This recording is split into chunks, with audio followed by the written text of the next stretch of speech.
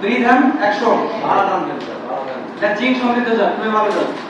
আমরা এখানে অনেক তো করছি গতবার তারা করিনি সামনে মৌসুমে আমরা করব ঠিক আছে আরেকটা মেগা ভ্যারাইটি আছে বড় মৌসুমের বিনা ধান 25 বলছে সবচেয়ে চিকন এবং লম্বা এর ফলন অনেক ভালো তাহলে বিনা ধান 25 বিধান 100 বিধান 102 বিধান 88 বিধান 90 এই জাতগুলো আগামী বড় মৌসুমে আমরা লাগাবো ঠিক আছে এটা আমি হ্যাঁ এটাই তো বলতেছে যদি মনে করেন কারোর বীজতলা চারা বাড়তে থাকে অনেকে হয়তো কি করে জানেন শেষে গরু খায় গরুর হয়তো এক বেলার খাবার হলো আমার কারোর যদি ওই যে দ্বিতীয়বার রল লাগে তার তো জ্বালা ঘাটতি বলবো হ্যাঁ তাহলে যদি আপনি দিয়ে দেন হ্যাঁ বিক্রি নাই করলেন যদি দিয়ে দেন বা বিক্রিও যদি করেন তাহলে ওরা কিন্তু ওই থেকে যে আবাদটা হবে ফসলটা হবে 1 মাসের গরু খাবার মানুষের খাবার হতো একটা পরিবারের 1 মাসের খাবার হইতে পারে এটা হচ্ছে কি বাণিজ্যিক বা ব্যবসায়িক কৃষি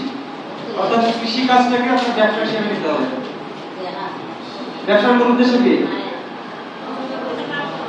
লাভ আর লাভ ছাড়া তো আপনি ব্যবসা করবেন না তাহলে আপনি কৃষিকাজ যখন করবেন অবশ্যই এখানে লাভ দেখতে হবে কোন ফসলের কোন জাতটা আবাদ করলে আপনার 2 টাকা বেশি লাভ হবে এটা আপনাকে আগেই পরিকল্পনা করতে হবে একটা ব্যবসায় নামার আগে আপনি কিন্তু খাতা কলম নিয়ে বসতে হবে পরিকল্পনা করতে হবে যে কোন ব্যবসাটা করলে কিভাবে করলে আপনার লাভটা বেশি থাকবে এই পরিকল্পনা ছাড়া আপনি ব্যবসা কিন্তু লাভ করতে পারবেন না শুধু মূলধন ফাটাইলেন যেটা নিজের ইচ্ছা মতো করলেন দেখবেন যে দেউলিয়া হয়ে যাবেন তাহলে সঠিক পরিকল্পনা ছাড়া কিন্তু আপনি যে কোনো ব্যবসায় সাফল্য অর্জন করতে পারবেন না তাহলে কৃষিটাকে যেহেতু বলেছি কি ব্যবসা হিসেবে নেওয়ার জন্য তাহলে আপনার এই যে বিভিন্ন যে ফসলগুলো ফলাচ্ছেন বিভিন্ন মৌসুমে আমাদের কৃষি মৌসুম কয়টা 3টা কৃষি মৌসুম কি কি আউশ আমন বড় এটা হচ্ছে কি ধানের মৌসুম আর কৃষি মৌসুম যখন বলা হবে এটা হচ্ছে খরিফ 1 খরিফ 2 রবি মৌসুম অর্থাৎ 12 মাসকে যদি আমরা ভাগ করি ফসল উৎপাদনের দিক দিয়ে তাহলে 3টা মৌসুমে ভাগ করা হয় সবচেয়ে বেশি সময় ব্যয় হয় কোথায় রবি মৌসুমে শীতকালীন যে মৌসুম রবি মৌসুম এই সময় 5 মাস লাগে বাকি 7 মাস 3.5 মাস করে খরিফ 1 আর হচ্ছে খরিফ 2 তাহলে এই 3 মৌসুমে যে কোনো মৌসুমে আমরা যে কোনো ফসল আবাদ করতে পারি মৌসুমবাদী যে ফসলগুলো আছে আর কিছু ফসল আছে 12 মাসি যেগুলো বছরের যে কোনো সময় আপনি লাগাতে পারেন নাকি তাহলে এই যে মৌসুম শুরু হওয়ার আগে আপনার জমিতে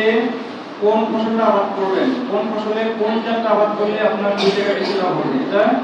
অবশ্যই আপনাকে খাতা কলম নিয়ে আগে বসতে হবে আপনি একা যদি প্ল্যানিংটা না করতে পারেন আমাদের অফিসে আসেন আজকে ট্রেনিং এর জন্য আসছেন অত পোশাকারি পাঠাইছে এরকম তো বিভিন্ন সময় আপনারা সোনার উপরে আসেন নাকি আপনার নিজের কাজটা যদি শেষ করে একটু নিজের অফিসটা মনে করে একটু ঘুরে যান যে আগামী রবি মৌসুম আসতেছে এখন তো আমি আমন ধান লাগাইছি আমনের প্ল্যানিং করে তো লাভ নাই নাকি আপনাকে পরিকল্পনা করতে হবে রবি মৌসুমে আমন ধান কাটার পর কোন ফসলটা আবাদ করলে আপনার 2 টাকা বেশি লাভ হবে